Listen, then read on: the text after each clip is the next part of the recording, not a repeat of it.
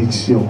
Que non, pour la délivrance, na yo, na bonne de la yo, na huile d'onction, ils ont dit que na zoyo, na zoa huile, wana mobimba, so na vous bien, on a d'autres, non, pourquoi pas mettre seulement juste une petite goutte dans le bord qu'on a yo, au tien moto na moto. Ou peut-être aux moulangos, au tangi, c'est les mois les tanga. Si vous avez la chemise à pembe, on va s'opérer ma photo, baby, s'il y a l'ambana éprouvé. Alléluia. Ce n'est pas l'huile qui va te délivrer, mais c'est Jésus-Christ.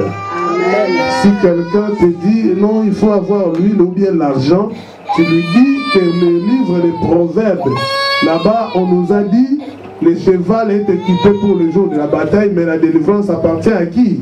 À l'Éternel. Ceux qui viennent avec le problème de l'argent, avec le problème de l'huile, ce sont des gens qui croient que c'est eux qui délivrent. Mais ce n'est pas nous qui délivrons, c'est Jésus-Christ de Nazareth. Alléluia. Non pas seulement l'huile et l'argent, l'eau aussi ne délivre pas. Ce n'est pas de l'eau qui va te délivrer. Douche. Ce n'est pas la délivrance. Et pas le même maïwana.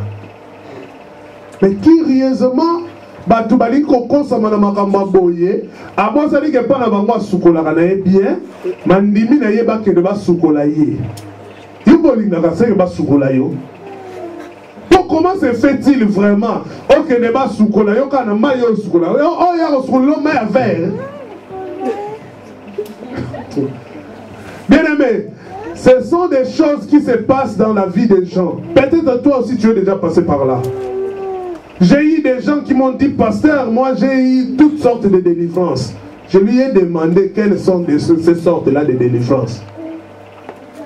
Point d'interrogation. Si toutes sortes de délivrances, moi je sais qu'il n'y a qu'une seule délivrance, c'est ce que le Saint-Esprit descend, par Jésus-Christ tu es délivré. Amen. Au nom de Jésus. Amen. Mais toi maintenant tu me dis toutes sortes de délivrances. La Bible nous a donné qu'une seule délivrance, c'est que l'Éternel et Dieu donne. Alors toi, quelles sont ces sortes-là de délivrance? Allez-y comprendre que tout ce que je suis en train de donner ici, il est passé par là. Que ce soit nos frères, que ce soit nos sœurs. Oh non, papa pasteur, exactement que hier nous avons eu sukola yote. Orotera mai na katini ya sambeli pona mai wana. Après yo moko ke sukola. Laisse tomber. Alléluia. Amen. Laisse tomber. Si Dieu veut délivrer, il n'a pas besoin de cette eau-là. Il va descendre lui-même et va délivrer. Amen. Il avait donné le bâton à Moïse. Ce bâton-là signifiait beaucoup de choses. Mais il n'a pas dit que c'est par ce bâton ici que tu vas délivrer le peuple d'Israël. C'était juste un signe qu'il lui avait donné pour opérer des miracles. Mais il a dit, moi l'Éternel est Dieu, je suis descendu pour délivrer mon peuple. Il allait dire, bon moi je reste ici, toi prends seulement juste ton bâton, on va délivrer le peuple. Alléluia. Amen. Mafutate, maïte, mbongote. Alléluia. Et là, on se pété, singa pété, singa luketu, théo makasa, baniki, tout ça. Té, wana pété. La délivrance appartient à l'Éternel. Lisons Jean chapitre 10, verset 10. Ça, tout le monde connaît ce verset. Les voleurs fait quoi? Ah, voilà. Donc, vous connaissez déjà les versets. Jean 10, 10. Donc, ça ne vaut pas la peine de dire encore. Lorsque Adam et Ève avaient péché, ils ont cherché à trouver une solution de leurs problèmes. C'est de la même manière aussi nous faisons aujourd'hui. Alléluia. Amen. Adam et Ève ont péché dans le jardin. Ils ont cherché la solution entre eux. Tous on a dit makasa. Tous là ta makasa parce que tu moni siko que tu commis bolumbo. Bien-aimé, si tu pêches, si tu te trouves quelque part, il ne faut même pas aller chercher des solutions personnelles, individuelles. Retourne à Jésus. Amen. Alléluia. Amen. Retourne à Jésus. C'est le Jésus qui peut te donner une solution durable. Ce n'est pas auprès de gens que tu dois aller pleurer. Que talangande nazabo na sumuki na yebiteni na rosala. Batu ba repesa ba solution oya bango. Et koza ba solution moko kaka ya likolo. Oye ko résister te. Na ba moita moye ko bima. Solution batu ba repesa auto oyo yo moko ko mizuila. Et ko ko sunga yote. Soki pe mbule beti solution o batu ba repesa yona oyo moko ko mizuila. Alléluia. Mais la solution, c'est l'Éternel Dieu qui descendra pour t'accorder la solution. Donc il faut retourner auprès de Dieu. Adam et Ève, lorsqu'ils ont péché, ils se sont retrouvés nus. Ils ont pris la décision d'aller chercher des feuilles. Makasa, n'habite sur les amis, makasa mangaï, makasa malalaï, sur makasa makembaï, basali yango bilamba, sur makasa payi. Basali yango bilamba. Mais tant que moule kobeta bien aimé, ce qu'on voit qui solution makasa, ce qui moule beti, est-ce que makasa ne pourra pas supporter? Admettons que moula est supporté. Et bon, ce qui moye bimi, makasa ko kaukate. Oya ko kaukozo tambola ko kanisa ko la tayi bilamba zo tambola ba bolumbu. Alléluia. Amen. Mais lorsque Dieu descendra, il va te donner une solution qui sera durable. Quand Adam et Ève ont pris leur solution de mettre les feuilles, mais quand Dieu est descendu, il les a dit, non, ce ne sont pas les feuilles qu'il fallait prendre. Il faut prendre un animal, vous allez tuer, et prendre la peau de cet animal-là, c'est avec ça que vous allez vous vêtir. Alléluia. Nous avons une solution sur la poso ya nyama. Tango bazui poso nyama. Ce qui moi et bimi poso nyama et linda bila we kauki. Alléluia. Et kauki. Oh, eko pasuka ye. Non, moi eko paso la poso nyama te. Ce que nous avons la poso nyama te bien aimé dans le Seigneur. Nous avons la poso nyama belé. Poso nyama ta ndengenini. Ce qui moi et bimi et pasuka te. Et comme un écoute, comme ma classe koleka. Ce qui moule beti, et koka ou kapete, moule atame kobeta, et kolembisango. Mais mai moi ekota yo na nzoto, ezate, oropolate. Alléluia. Amen. Pour soigner. Solution nzamba pesara, et la solution qu'on supporter yo, ou qu'on résister devant tous les vents ou ekoya. Vent ce que yé, pour soigner qu'on résister. Mbongeye et résister, Mbouleye et qu'on résister, et à tous égards, devant sur tout ton parcours, pour soigner pour résister. Alléluia. Amen. Si tu pêches, retourne auprès de Dieu. Luc chapitre 4, verset 18. Aujourd'hui, nous allons écrire beaucoup de versets, mais nous n'allons pas tout lire. Luc chapitre 4, verset 18 à 19. On lit. Bon, depuis que tu es venu aussi, tu n'as pas encore lu aujourd'hui. Lève-toi, lis alors. Je lis au nom de Jésus. Amen. L'Esprit du Seigneur est sur moi, parce qu'il m'a oint pour annoncer une bonne nouvelle aux pauvres.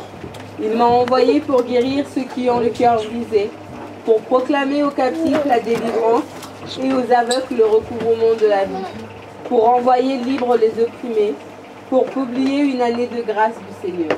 Alléluia. Amen. L'Esprit du Seigneur est sur moi. Là, c'est Jésus-Christ qui est en train de parler maintenant.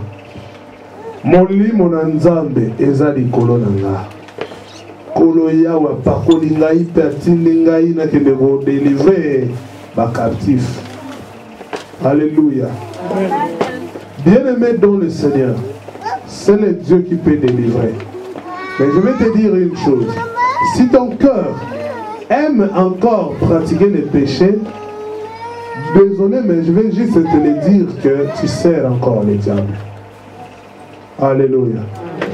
Un cœur qui aime le péché, c'est un cœur qui ne glorifie pas Dieu. Un cœur qui aime le péché, C'est un cœur qui aime Satan encore. Yo yebi na yo ke loko eza mabe. Mais ya yo eza kutulikambo ya occasion te. Eza ndo vandela nuango. Donc nga soki lelo nde naza soki na yibite kimia na motema eza te. Donc il faut kaka oyiba pose à la l'aise. Donc on vandi na yo, on vandi journée mobiba. Si on comme à lobby na tongo, so on sali kobo te. Donc pour na yo ozana kimia te. Faut kaka kobo ezala. Wana ndo se sentir kozo vivre. On vandi na yo. Soko meli nini te soki 80 combien 86 86 soko beti 86 te obeti enekene te pona yo ozoma bamsusu te na ba Bible batroma elobela likamba vino yo soko beli vino te un peu du vin mais ya yo betaka bouteille mobimba torti na suka sikoyo soki po meli yango te pona yo jour wana ndeti jour yango exista kité. Bien aimé dans le Seigneur, ce qui vous en a cadre wana comprendre que motema na yo ezana na posa ya ko servir nano motema na yo nanu e serva na nzambe te ko serva kana ka nanu kuna na ngambo nzoto to posa ya motema ezaka servir nzambe mais tellement que oza déjà na maître mususu oyo mesana ko servir so servir yete ta musu maître no wana ko silika o dépendaka na yeye muda pesa ka yo pema na yebite allez okena yo kino préférer servir na nzambe wana soki aza nzambe aza pe nzambe te okena na ko servir na no maître na yo wana o lo servir nzambe. Alléluia. Soki oza lokoso ya mbongo soki ata kutu balobi ndenge nini journée wana lelo na comprendre te journée mon babada tongo vraiment ata 100 € eleki te na poche nanga na comprendre te yo problème nini libabe oni ozo raison libabe parce que lokoso ya mbongo eleka yo ti na niveau soki ya ndenge nini sozo raisonner kaka ki comme osimbi mbongo te donc neti journée wana existe te mais mwana na nzambe motema oyo eservaka nzambe soki journée wana adoré te aza mal à l'aise soki journée wana ntango mosusu eza adoration te afungoli ata bible te atanga ata verset moko so atangi yango te aza mal à l'aise soki mpe bible te kobondela ya pamba soki abondeli te aza kose sentir mal à l'aise neti journée wana existe te. Alléluia. Amen. Bana na nzambe nde bazalaka bongo soki nalamuki na tongo tina comme à 12 heures na lobi ata nzambe merci te pour nous pesinga mpema naza mal à l'aise so nazotambola na mutuka namoni ka neti nabandela ngo na kati ya mutuka okomomona neti osambela boye namu neti osambela mene osenti neti nazosambela te faut vraiment nasambela. C'est ça un enfant de Dieu. Nazo ko adorer mais nazo mona na oyembaka likolo likolo faut vraiment na kota na profondeur ya loyembo na ngai. C'est ça le signe ozo la sake mwana ko aza ya nzambe so yo ya yonde comme ozana mwana ya ngambu kuna soko sali makambo ngambu te nde ozala mal à l'aise mais ya nzambe so sali no ngo te ozana kimia. Alléluia. Amen. Alors, pourquoi chercher la délivrance? Comment obtenir la délivrance? Soit les affaires, questions,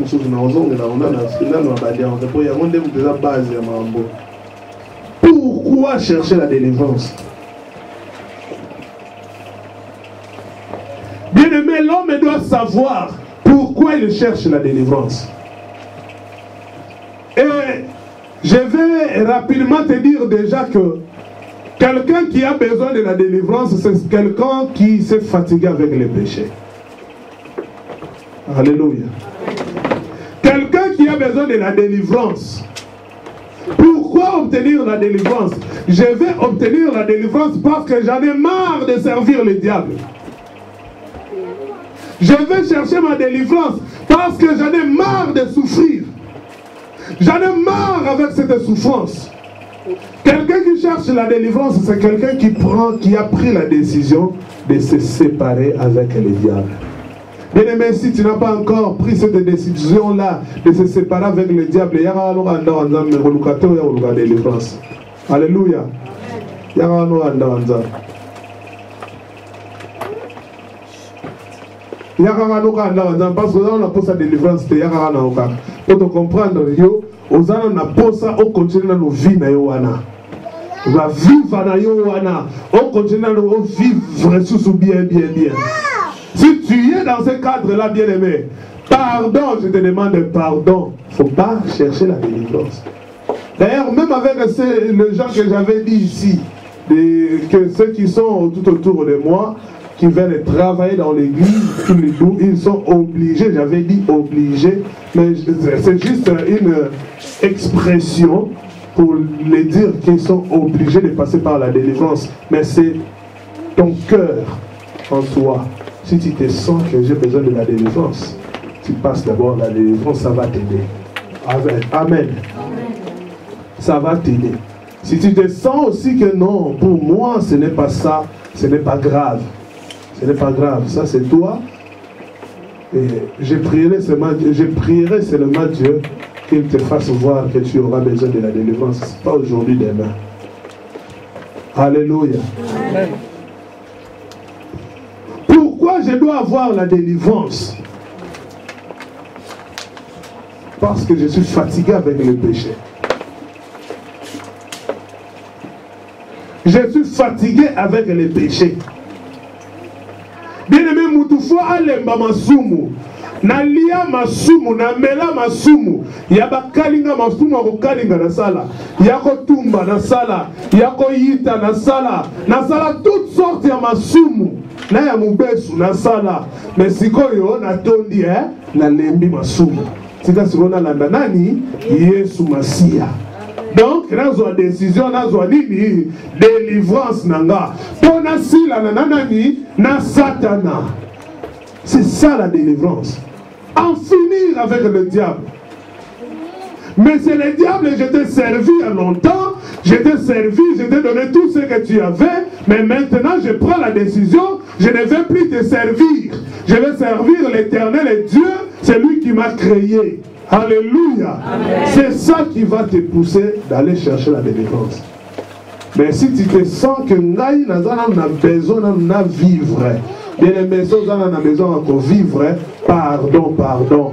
Quand il y a la Ngaï, dès que vous passez délivrance,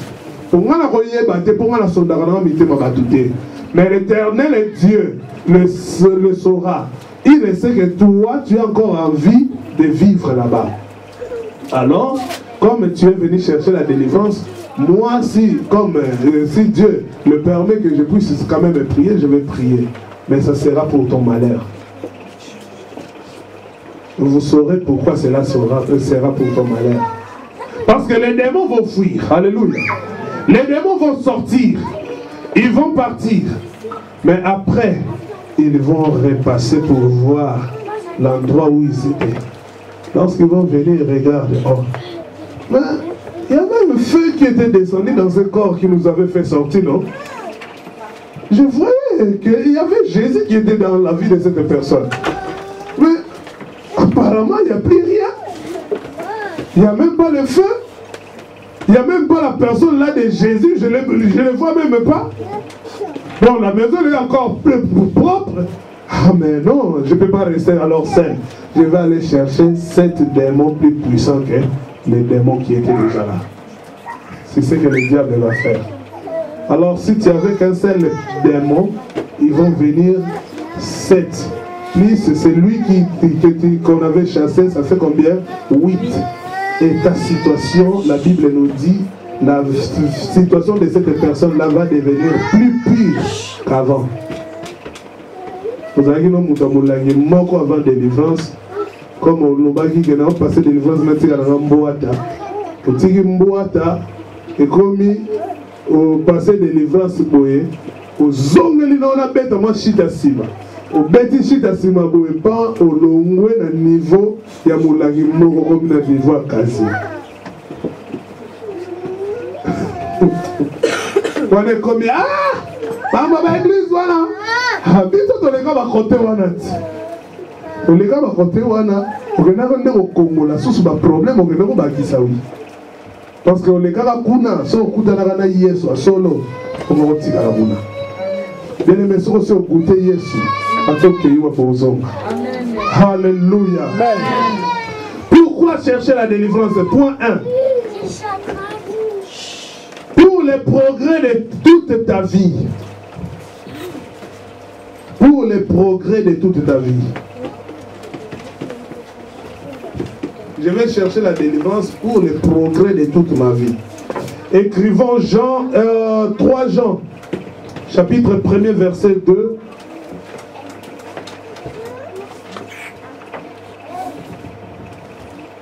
« 3 Jean, chapitre 1er, verset 2. Yalala nous aide à lire. 3 Jean, à côté de l'Apocalypse. Chapitre. Chapitre 1er, verset 2. Tu lis au nom de Jésus-Christ. Bien-aimé, je souhaite que tu prospères à tous égards et sois en bonne santé, comme prospère l'état de ton âme. Alléluia. Tu lis encore Ésaïe 52. 52. Ésaïe 52, verset 13.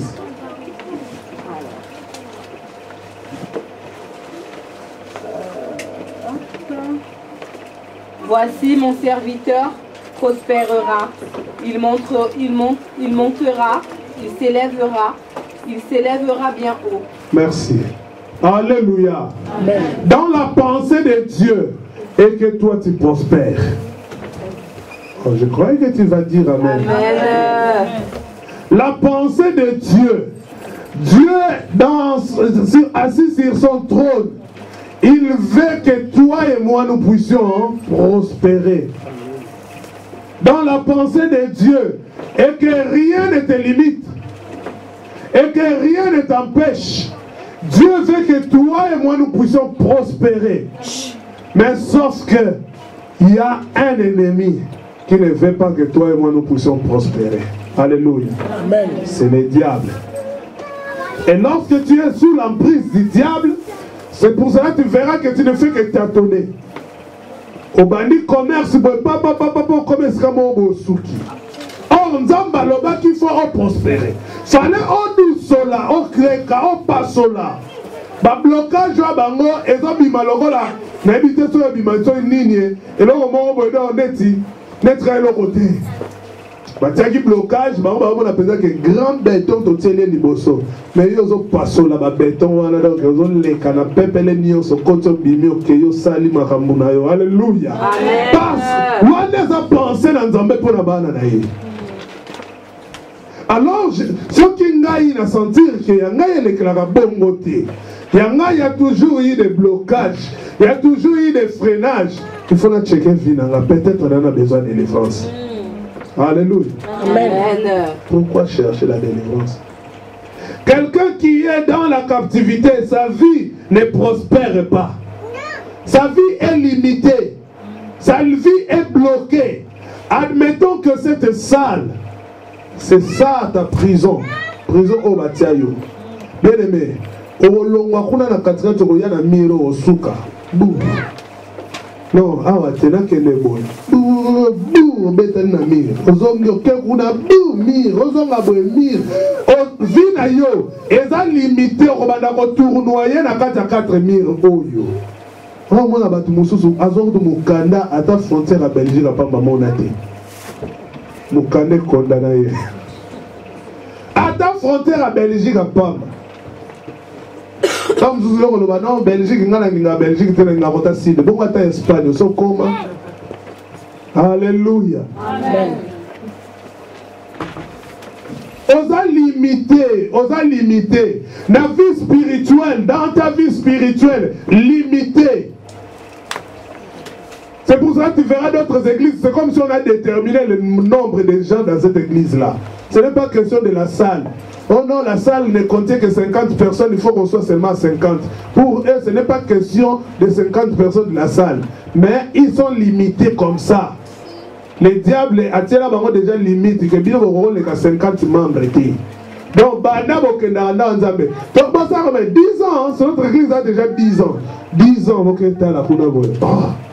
10 ans, Kaka Boye. Bamninga Kuna 3 ans, t'as déjà nombre, combien? Gloire à Dieu sur les apprends sans âme. Mais si ils pensent en Zambé, cherche la délivrance, papa pasteur, avec ton église. Alléluia. Amen. Dieu veut que nous puissions prospérer. Banda yo kangamaka verset na yo wanaka. Kaka wanaka. Dieu a dit, il est Jéhovah Jireh. Il est Jéhovah Jireh. Kaka Jéhovah Jireh yo yebi na Bible de Genèse à l'Apocalypse. Kaka Jéhovah Jireh yo yebi. O yebi sous marambo mosusute. Il faut prospérer même pour lire ta Bible. Au Soukara, le verset, on commence à lire avec 2 versets. Alléluia. Amen. Pourquoi pas l'amour qui pendant la tongo bolobi lelo na l'amour qui livre la Genèse na robanda la Genèse donc soukati na Deutéronome. Autant qui peut comprendre pour vandi pendant journée mobimba. On sali pendant que on comprendre le livre ou à nous comprendre pour vandi. Alléluia.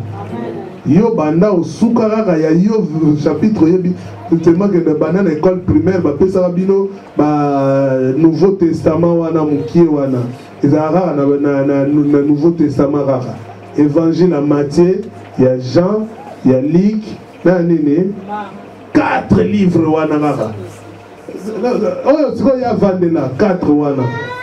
Yesu va vandela rara 4 wana donc on a Yesu yebisi que non le lot otanga bakuk a olugelo on vota Apocalypse. Alléluia. Alléluia. Nous avons besoin de la délivrance si tu te retrouves dans ce genre de problème.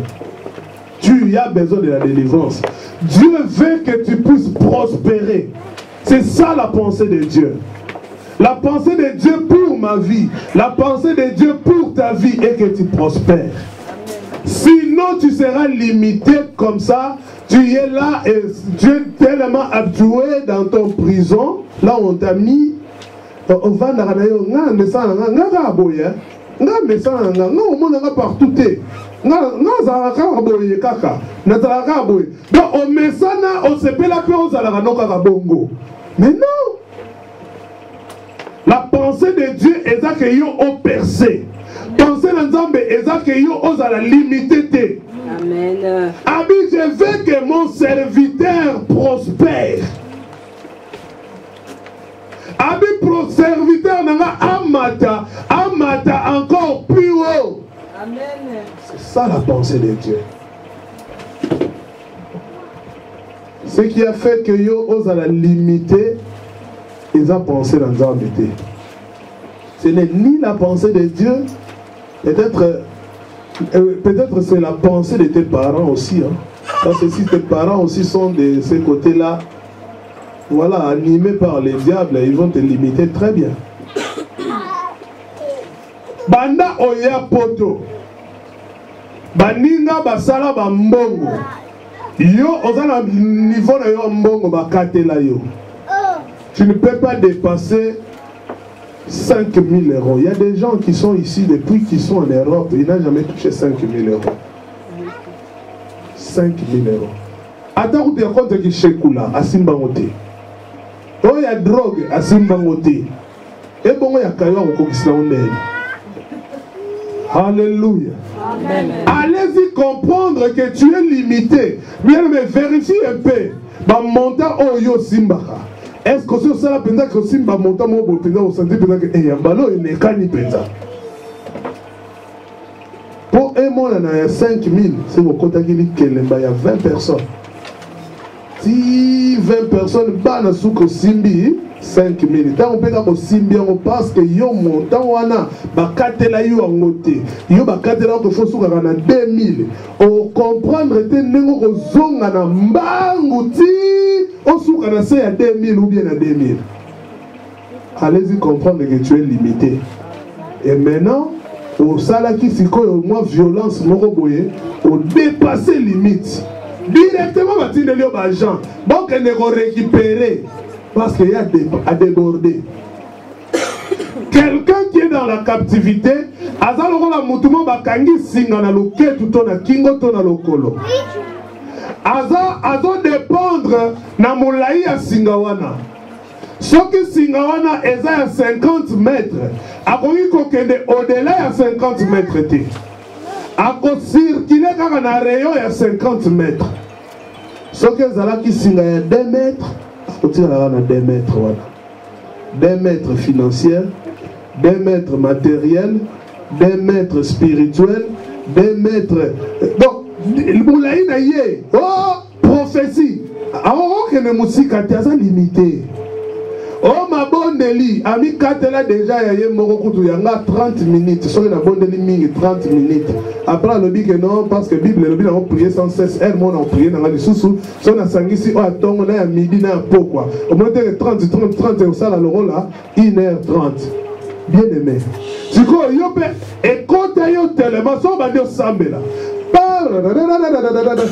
Moukia kutu surtout ça on a concentré tout ça là on peut nous montre. On a la 30 minutes et qu'on va rapide mais ça nini natika. Ce qui peut dire qu'il y a un montre était et tika la yo na mutu. On va prier comment était tant on foulera mis déjà 30 minutes et coquille maman ah et c'est coquille au kati bien aimé. Est-ce qu'on peut prier à 2 heures de la vie? 2 heures, est-ce que on va passer? On peut prier à 1 heure de la vie? 1 heure, est-ce que on va passer?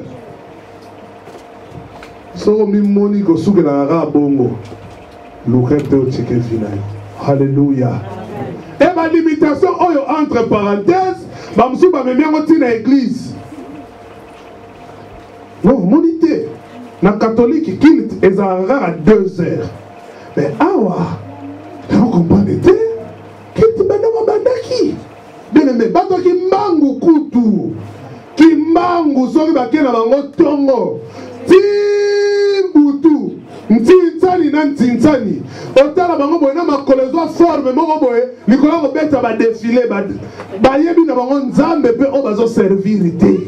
Bana bango secte. Mais bazo continuer, bazo kende. Yo mi beta la tolo église de réveil.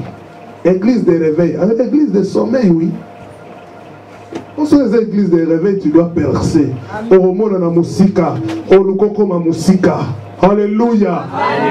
Bando ko prier, so prier na mungongo ba mususu limité na mungongo. Oko ganga te, abonde lazo banga ba voisin ba yoka. Sans effet. Ba voisin fu ba yoka kuna mwana na nzamba za la kuna. Amen. Ba oyeba ngona molimo, ba ba ngona misala, ba ngo pe na ko yoka.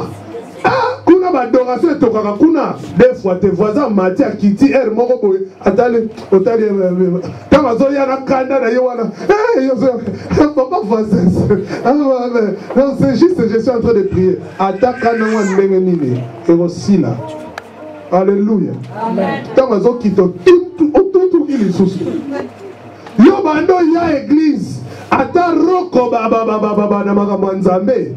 Oh non, on doit parler la langue. Mais on doit répéter. On va bonner la nzambe, on va répéter ça. Yo bon, nous disons nous autres bon tamanango.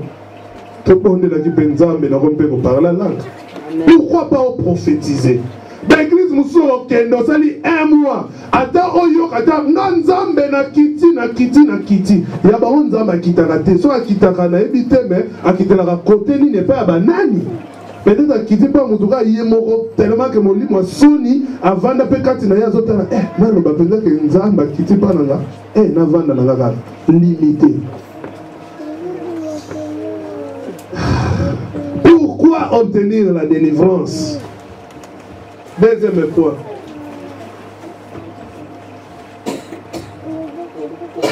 Abaton vous allez limiter ministère limité.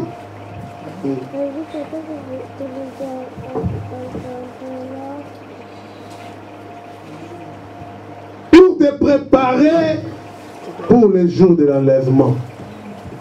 Pour te préparer à l'enlèvement. Ouais, il dit François bien, il a abonné ces phrases là. Pour te préparer à l'enlèvement. Nga fona luka délivrance. Oh, délivrance wana est préparé ngai na mokolo ya enlèvement.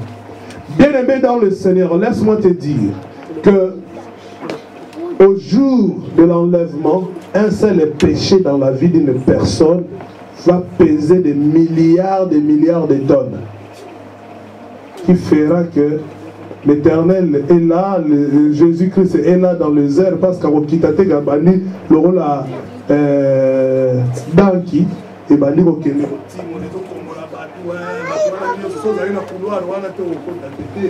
Eza bongote arozala dans le zer ba oyo bazana yesu ba o ba se preparaki ba o bazana molimo mosantu na nzambe na sina te ya makambo oyo tokozongela kango lisusu batu wana nde bakolata nzoto ya sika oyo tozobenga nzoto ya nkembo nzoto wana yango nde moto ekosala nini ekomata ekobenda malokola ema toyebi ema ebendaka bibende yesu akotelema wana ye mpe revêti de gloire azokoature baoyo baza na nature moko na ye oyo balati nzoto ya nkembo wana bedeme ema okokotia yango awa soki otiaki papier wana papier ekomata te libende nde moto ekomata alleluya ndenge moko na yesu mokolo wana kotelema dans les airs soki ezalaki ata na niveau awa okodiembela na lokolo sikoyo mpenza nzoto ya nkembo soki odiembeli boye eloko te halleluya so kaka olata nzoto wana oyo aza nango yango moto ekosala kende nzela na molimo mosantu omata sikoyo nzoto ya nkembo olata yango ndenge nini na masumu okolata yango ndenge nini na masumu. Or derrière tout péché il y a un démon. Nga na finga kaka yende fatigue kobo vraiment molimo ekobo nini ekambaka ye bon ye ekobo yo siko kofinga eza nini molimo mosantu moto atina kofinga c'est aussi un démon. Ekobo c'est aussi un démon, le démon de l'impudicité, le démon de kofinga, le démon de kwiti, le démon de alléluia. Yo kaka supu na tolo eza démon mobimba.